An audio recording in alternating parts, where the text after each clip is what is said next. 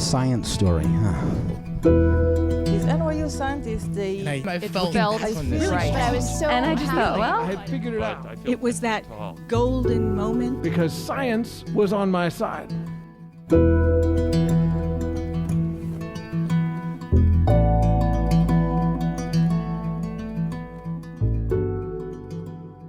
Hello, everybody. Welcome to the Story Collider, where we bring you true personal stories about science. We are your hosts, Erin Barker and Liz Neely. And this week, we are presenting stories about what we do when things get dark and dangerous. We planned this weeks Imagine ago. that. Yeah, the topic has never been quite so relevant.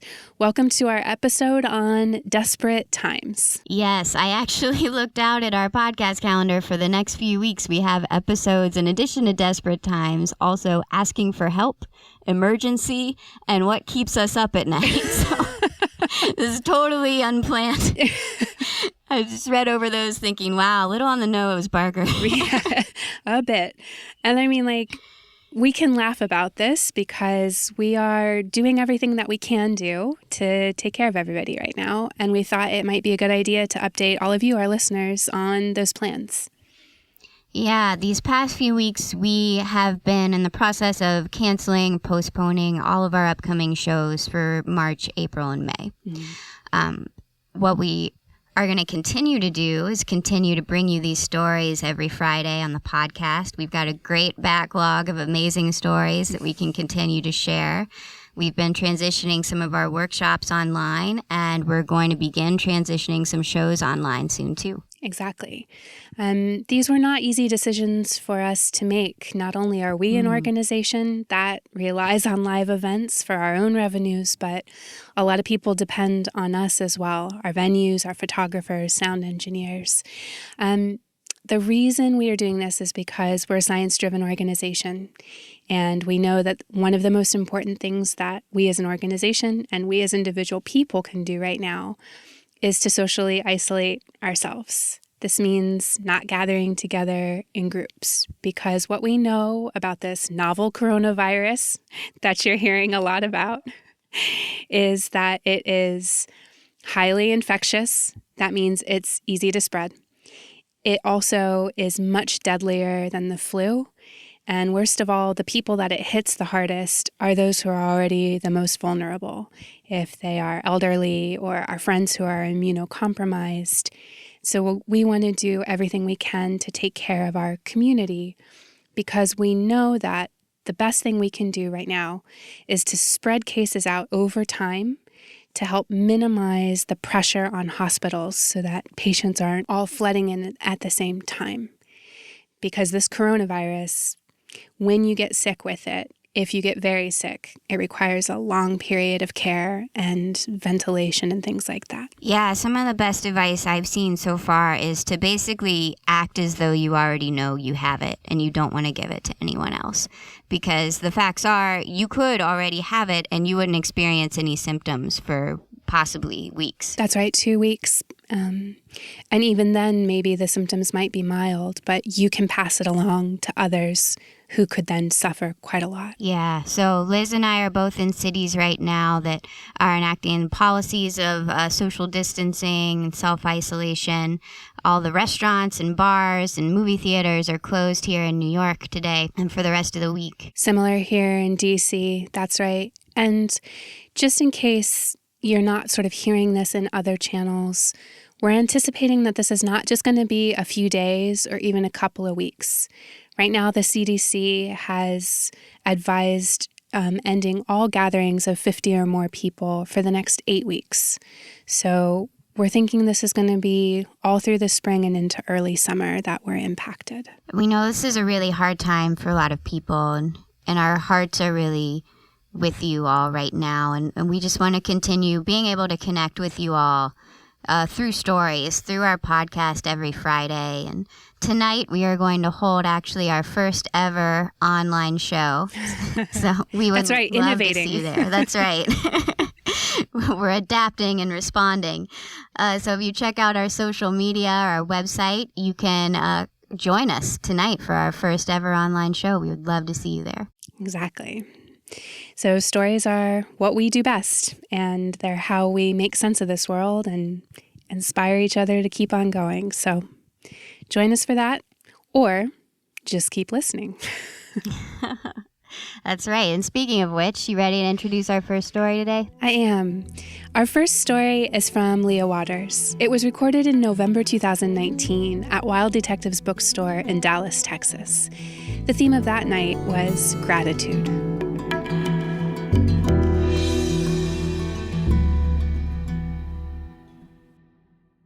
I was sitting on my couch wearing pajamas one day in February when my friend Alyssa sent me a message that a former student of hers needed a kidney. Her name was Neelam, and Neelam is the name that I'd heard before, but I've never met her. I knew she was a rock star high school journalist, a talented writer. My friend Alyssa said that Neelam got sick over Christmas break, and she was hospitalized with really high blood pressure, and then they discovered that an autoimmune disease had killed her kidneys. And so I closed out Amazon and opened up Google, and I searched for IgA nephropathy or Berger's disease, which is Neelam's condition. And then I opened up a new tab after Alyssa sent me information on how to be a donor for the Medical City Fort Worth's Transplant Institute. And honestly, I didn't know why I felt so compelled to help this girl, other than the fact that I knew she was suffering, and I knew if I didn't help her, I don't know what would happen. And so I filled out the form that night just to see if I would be a match, and it turns out later that I was. And so the next few weeks were spent in donor education and evaluation, and I had blood and urine tests, x-rays, EKGs, things like that. And I also had to sit down with a social worker so that they could evaluate my mental wellness. And she asked me, have you ever had suicidal thoughts or actions? And I said, no, without hesitation. And I think a part of me must have known that if I had said yes or hesitated in some way, they never would have let me give my kidney to Neelam. And at that point, I didn't want anything to stop me. So I didn't want anything, including the fact that I had to collect my urine for 24 hours. This is my joke. It gets better. And I didn't want to wait for the long weekend. So I took this jug to work with me. And I would go to the bathroom and I'd pee in the jug and I put it in a brown paper sack and I folded it and I wrote, Leah's lunch, do not eat. And I would walk down the hall to our shared refrigerator and I'd put it in there and just prayed no one opened it. And then I do that several times a day and just chit chat with my colleagues with my day's bladder contents in my hand. And so that was the last step before the committee cleared me to be her donor, which they did the next day. And I was so excited. And so I sent Neelam an email right then that there was a stranger who had a kidney with her name on it. About a week after that, Neelam and I met. We shook hands inside her parents' home in McKinney. We were sitting on the couch, making small talk, smiling naturally, but it all felt very polite and forced, and it felt like if anyone spoke too quickly or too wrongly, that this whole thing would fall apart.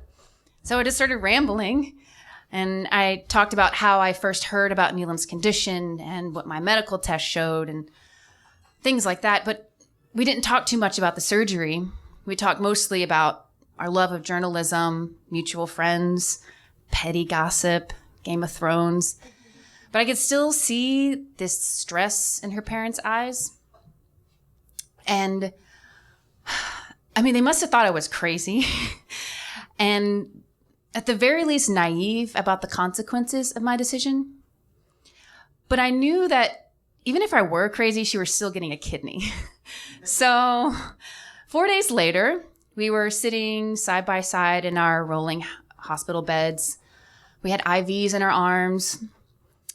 There was a white curtain that hung between us, and I asked the nurse if she could pull it back because I wanted to see her, and I wanted to show her that I was there. I wasn't going anywhere. So the curtain opened, and my breath kind of caught, and my stomach dropped. the way it does when you're a roller coaster right before the fall. And she gave me a shaky thumbs up, and her mom held her hand, and her dad stood over her. And I did not see the smart, passionate young woman who loved to tell stories or hang out with her friends or eat a bag of chips whenever she wanted. I saw a girl who spent the last 6 weeks learning to be a person with an incurable disease. 6 weeks of sleepless nights, panic attacks, constant hunger, weight gain, mood swings. And it felt like the longest 6 weeks of my life because I knew it was the most helpless 6 weeks of hers. So we were sitting in the beds in our matching blue and white gowns minutes before surgery. And I told her something that I wanted to believe, but I couldn't guarantee. I said, "It's all going to be okay." It took surgeons an hour and a half to take out my kidney. Neelam surgery took 3 hours. And before surgery, she had 9% kidney function. After, it was at 98%. And after I woke up from surgery, I was just so relieved that she was doing better. So the next day I went home and I was healing and I felt happy and hopeful. And a couple of weeks after surgery, a friend who could not fathom why anyone would possibly do this and give a kidney to a stranger asked me why I had done it. And honestly, I hesitated because I never asked myself why, I just did it. But now, a few weeks post-transplant, that's all I thought about. So when my doctors finally cleared me to go back to work, I was relieved that I could just get back to normal. But normal never came. I was tired all the time, but I struggled to sleep. I knew I should be eating better, but I had no appetite. I stopped returning phone calls, and I stopped paying bills on time, or giving timely feedback to my students, or reading books weekly, or cooking, making cookies, anything that I would normally do. And I had never felt so helpless in my entire life. Except that wasn't quite true. This feeling that I had, it felt familiar. And it came from a time from before the surgery, from a time when I had needed help. People don't like to ask for help, I've discovered. The help that we need, these are the things that sit on a shelf in our mind. And they're pushed back by the present until you just nearly forget they're there. They're things that are dark and unspeakable. And they'll follow you to your grave if you let them. When I was 16, I started collecting pills. When things would get bad, I would drop a few more into the melatonin bottle that I would fill with over-the-counter painkillers I'd siphon off from my parents without raising suspicion. And one day, when my stupid teenage brain could find no other escape, I felt relief knowing that I had that bottle tucked under my bed. And that day when I reached for it, I could not have told you why. It just would not have made sense to a rational mind. But later that night, I felt this clawing pain in my stomach, and my screams woke my parents up. And I remember rolling on the ground like I was on fire. And I cried over and over again, "I'm sorry, I'm sorry, I'm sorry, I'm sorry, I'm sorry." And I crawled into the bathroom and I hugged the toilet and I emptied my insides into it. And my parents were frantic and pacing, and they called poison control. And soon I think they realized I would not die after all. And they left me alone then. And I remember I put my cheek against the cold tile and I fell asleep, and I didn't wake up again until they told me it was time to go to school. So I got up and dressed, and I rode to school, and I walked to class in a daze. It was my 17th birthday. So my shelves are unbearably heavy sometimes. But I've learned something, that's healing.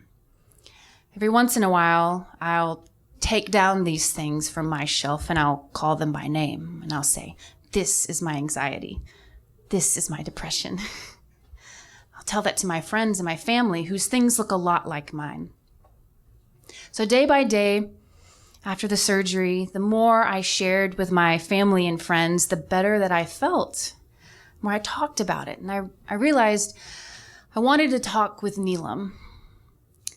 And so about a month after our surgeries that left us both with unhealthy kidneys, we sat in her kitchen barefoot, drinking chai. We ate pizza and we talked about our incision pain and how it still hurt when we laughed or sneezed sometimes, and how she was going stir crazy with her post-transplant house arrest. We had developed a friendship over the past month, and I really wanted to see for myself that she was really doing better. And my family and friends said I didn't know her a friendship. And I told them I didn't know her a kidney either, but I gave it anyway.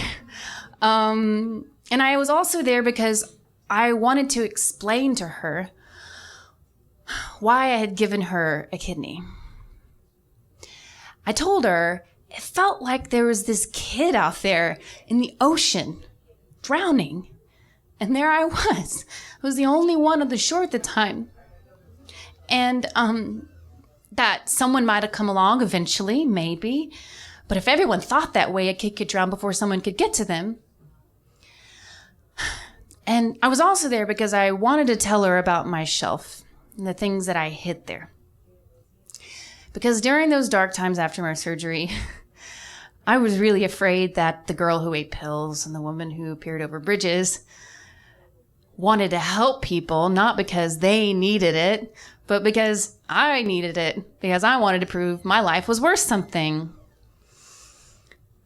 So we leaned our heads close together, and I whispered to her about a 16-year-old girl who needed help and never asked for it. I told her about how hard it is to talk about things that terrify and shame you. And then she said something that should have surprised me but didn't. She said, "It's funny you're saying all this because me too." And we laughed and cried a little bit. And she told me about the things on her shelf, things that looked like mine and others that were completely her own. We spent our time that night talking about her health and mine. I had good days where I felt like myself again.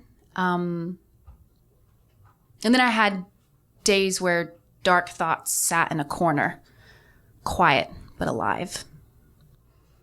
We talked about our futures and our friendships. But mostly, we talked into the night about stories, the ones we loved and the ones we hated, the ones we hope to write someday. Stories about people with shelves. Stories about people who need help and yet can offer it too. Thank you.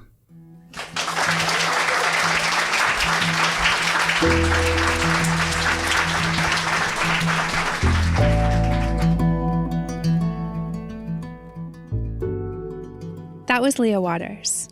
Leah is a multi-platform editor at the Dallas Morning News, and she also advises journalism programs at Frisco Heritage High School.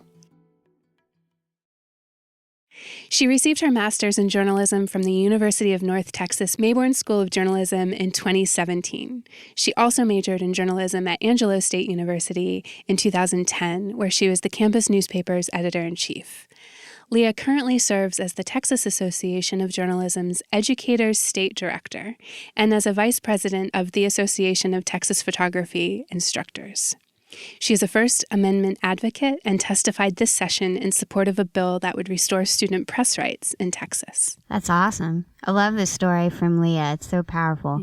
It really is. Erin, this week, what kind of stories do you have to recommend for us to listen to during difficult times? Difficult times. Can't imagine. So for me, when I'm going through something tough, I always like to listen to funny stories. It's kind of escape for a while and laugh. And so I would recommend, we have a playlist of funny stories that we'll share on our social media. I think one in particular that really stands out to me is the one from Aditi Nadkarni that she told a few years ago about basically creating a huge disaster in her lab while she was trying to impress everyone as a graduate student. That's one of my favorites. And also, any stories by Gastor Almonte. Who among us? A producer on our team, an amazing comedian. I would actually just go buy his album on iTunes, Immigrant Made. It's amazing. It's funny in a very warm and comforting way. Mm-hmm. The very best. Oh, yeah. What about you, Liz? What do you turn to? Oh, I am sorry to report I go 100% the opposite direction. I'm shocked. I know. Even in the best of times, I read a ton of post-apocalyptic fiction. And I have to admit, in the past couple of weeks, I've been returning to Octavia Butler's Parable of the Sower. I also just finished Ling Ma's Severance, which was amazing.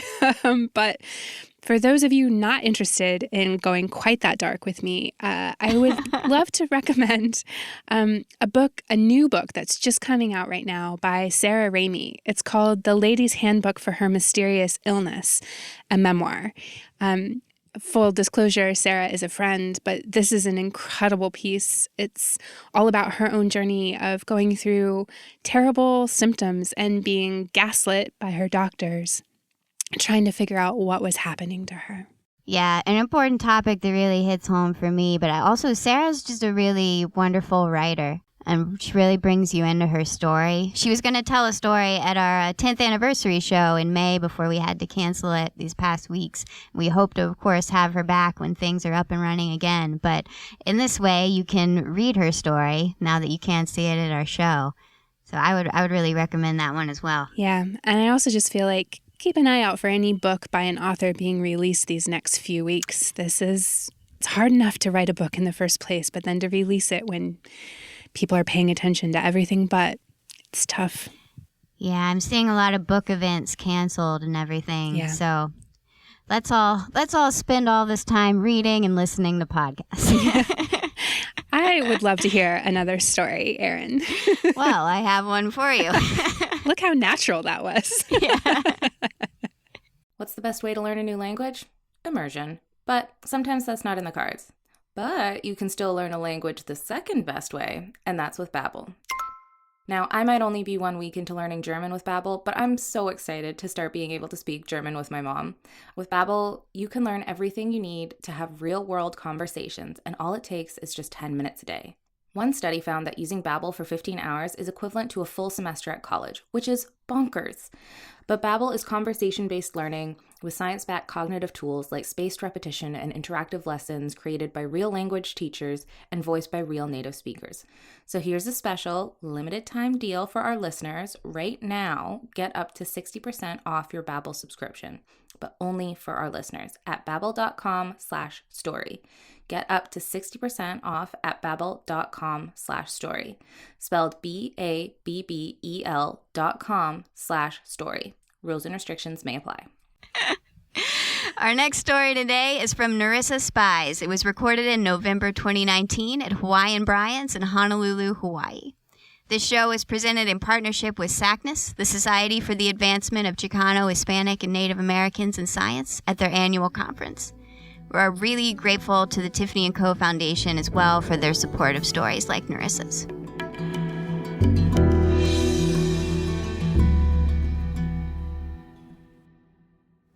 Growing up in Hawaii, the ocean was my background and it was my sanctuary. I close my eyes now and I can still smell the briny sea.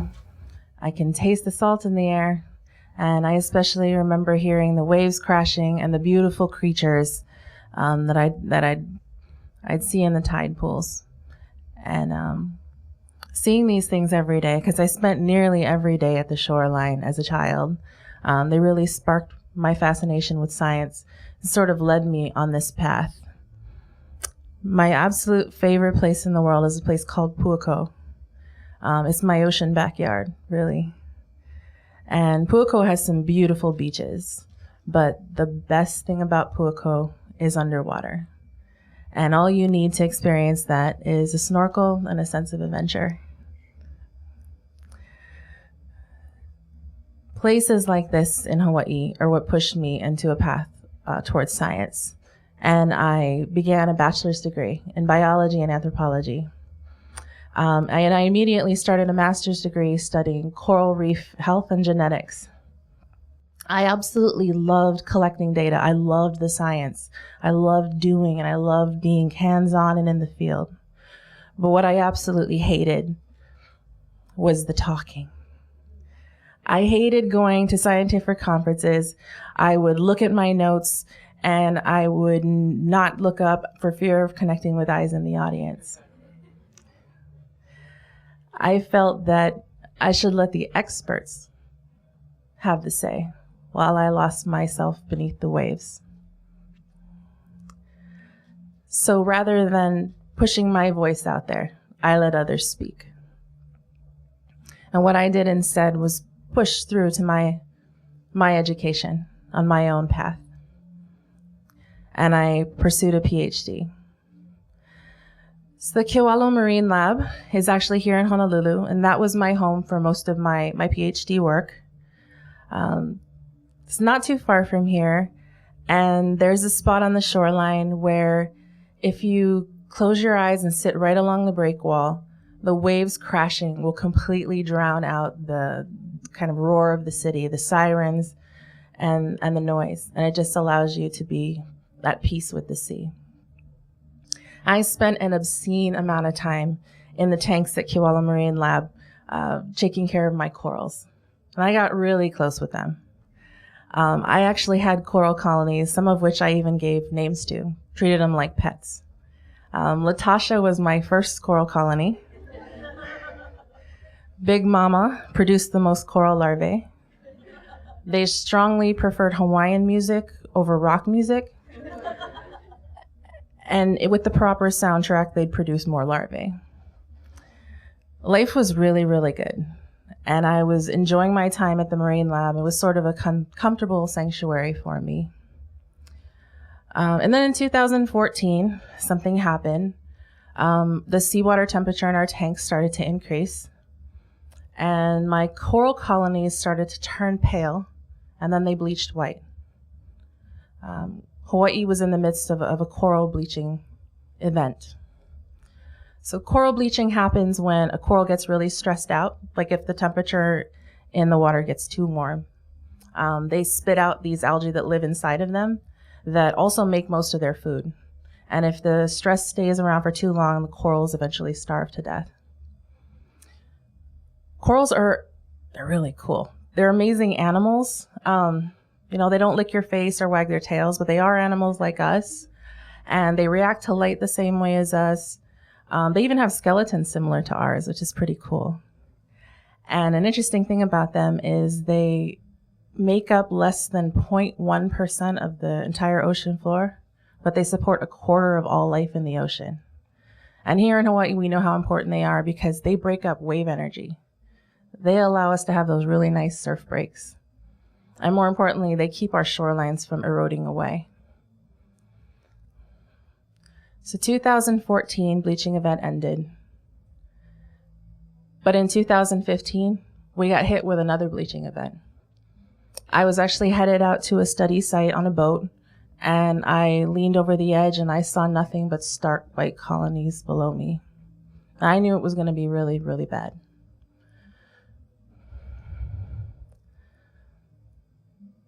The most difficult part for me, I had a strong connection to the ocean, but it shocked me how few people in Hawaii had that same connection with the sea. And it actually shocked me even more how few of them knew how to swim on an island. They didn't realize that in their own backyards, the ocean was collapsing right under their noses. In 2015, the second bleaching event, Hawaii lost 1/3 of their corals. And I was hit pretty hard as a coral biologist. Certain areas of Hawaii were hit harder than others. My ocean backyard, Pu'ako, lost 90% of its corals. And I was absolutely devastated. It took me 2 years before I had the nerve to go back to Pu'oko, and I could not get in the water. And actually, to date, I haven't been in the water. But what I saw from the shoreline shook me. The water smelled funny. It was slimy, and there were globs of algae everywhere. I'd lost my backyard, and I refused to let it happen again. I felt an urgency like I'd never felt before. The ocean could not wait for me to find my voice, and I needed to do something so that my kids wouldn't read about coral reefs in history books. In 2016, I got asked to work on a white paper describing the biological and cultural significance of a place called Papahanaumokuakea. It's a marine monument. It's about, so after the main Hawaiian Islands you've seen on the map, the islands actually extend another 1,000 miles. And it's an incredible place. It's got the highest rate of endemism anywhere in the world. So that means something that's found there and nowhere else. Half of the animals and plants in Papahanaumokuakea are found there and nowhere else. So if they're lost there, they're lost to the world forever. I worked sort of behind the scenes on that white paper, and I was really proud of that because it was a way for me to sort of dip my toe in the water, but still kind of keep my voice behind the scenes. Then I worked with a group asking President Obama to expand the monument and make it extend rather than 50 miles offshore to 200 miles offshore. I work with a really amazing group of people. And before President Obama left his office in 2018?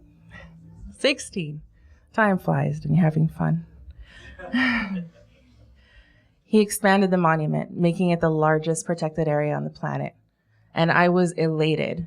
I thought, man, we are finally on the right track here, towards conservation, towards protecting our ocean. A personal high for me was I actually got to meet my ocean hero, Dr. Sylvia Earle, when she came to the IUCN World Conservation Congress in Honolulu. And she was actually also a co-author on the white paper that I had helped to write. And when she found out that I'd worked on the expansion project, she dropped my hands that she was holding, and she embraced me. She gave me the warmest hug. And it felt just like my grandmother would have hugged me. And I realized that to her, I was an ocean hero. And it made me really proud of what a group of people with a shared vision of ocean protections could do. About a year after that, I was in the Marine Lab, my comfortable space again, and I got a Facebook message. I was setting up an experiment in my lab, and I got a Facebook message from a colleague. And he said, "Hey, what are you doing next week? You want to come to New York and give a talk?" I'm like, all right. I've never been to New York before. That sounds like a good idea. It was also the same weekend as the March for Science. So I was really excited. I was like, yeah, climate change, we're going to do something about it. And everyone was really excited about supporting science. And on Monday morning, I was on a conference call to find out more about this really cool speaking engagement my friend had told me about. And I found out that I'd be speaking at the United Nations. I was the most nervous I've ever been in my entire life, by far. I had about 48 hours to write my speech and get to New York. And I was like, I can do this. This is great. I'll be fine. And I get home and sit down to start writing my speech, and it hits me. First of all, I couldn't procrastinate, as grad students tend to do. And I also realized that I had to go beyond just speaking about science, because this was a different audience. That I had to really make a connection with these policymakers so that they would get it.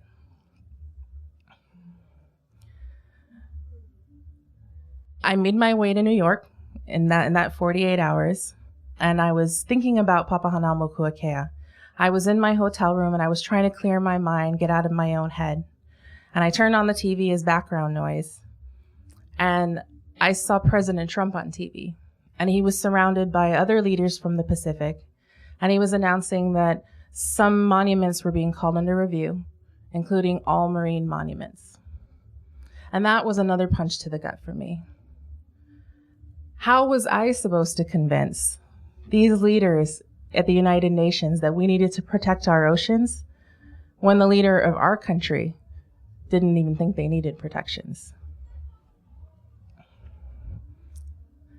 I made it to the UN and I started my speech.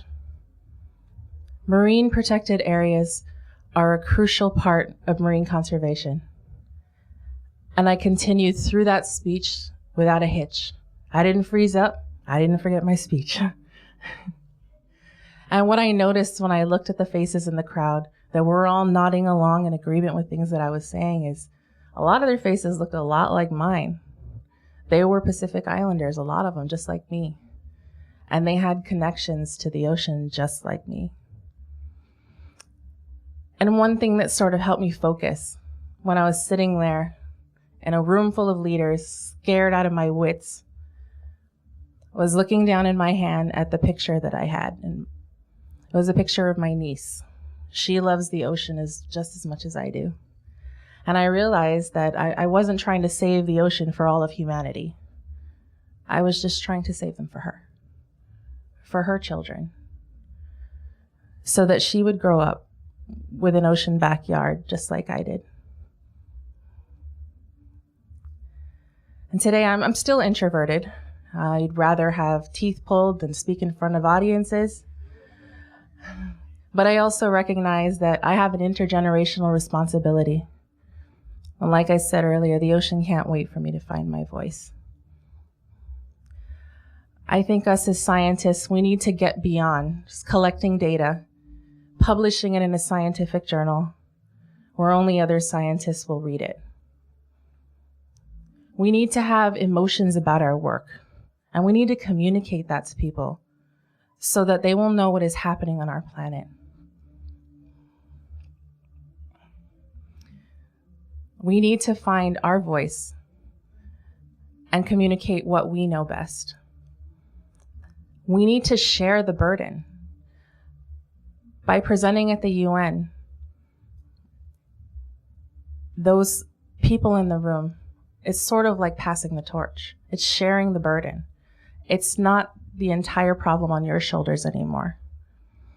And with a shared common goal of marine conservation, we're going to make really good changes. And so that's the entirety of why I'm here tonight, to sort of share the burden and know that I can have emotions about my work and I should be sharing those. Because if I'm not and I just publish them in a scientific journal where only other scientists are going to seek them out, they're going to disappear beneath the waves like bleached corals. And that's the entirety of why I'm here tonight, for my family and for my future children, so that they can grow up with an ocean backyard just like I did. Thank you.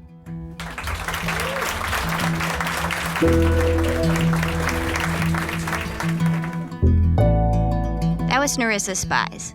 Narrissa is a native Hawaiian scientist who was born and raised on the island of Hawaii. She received her bachelor and master's degrees from the University of Hawaii at Hilo and is in the process of completing her PhD this semester at the University of Hawaii at Manoa. She has previously worked as a researcher, curriculum developer, and educator, and has a passion for marine conservation, in case you couldn't tell from her story. In her current position, she is on a team that manages ecological services on Oahu, Kauai, American Samoa, and Papahānaumoku, Akea. We are so grateful to Leah and to Narrissa for sharing their stories with us. The Story Collider is also incredibly grateful to have the support of foundations like Science Sandbox, a Simons Foundation initiative dedicated to engaging everyone with the process of science. Story Collider is led by me, Artistic Director Erin Barker. And me, Executive Director Liz Neely. We couldn't do it without the help of our Deputy Director Nissa Greenberg, our Operations Manager Lindsay Cooper, and the rest of our amazing team. The stories featured in today's podcast were from shows produced by me, Erin Barker, Gastor Almonte, Anna Kuchman, and Aparna Kumar. The podcast is edited by our podcast team, Jun Chen and Gwen Hogan. You might notice a name missing there because we are wishing a very fond farewell to our former senior podcast editor, Zoe Saunders, who's moving on to a big job at CNN. Woo, go Zoe. We're gonna miss you, lady. The theme music is by Ghost. And special thanks to Wild Detectives and Hawaiian Bryans for hosting these shows.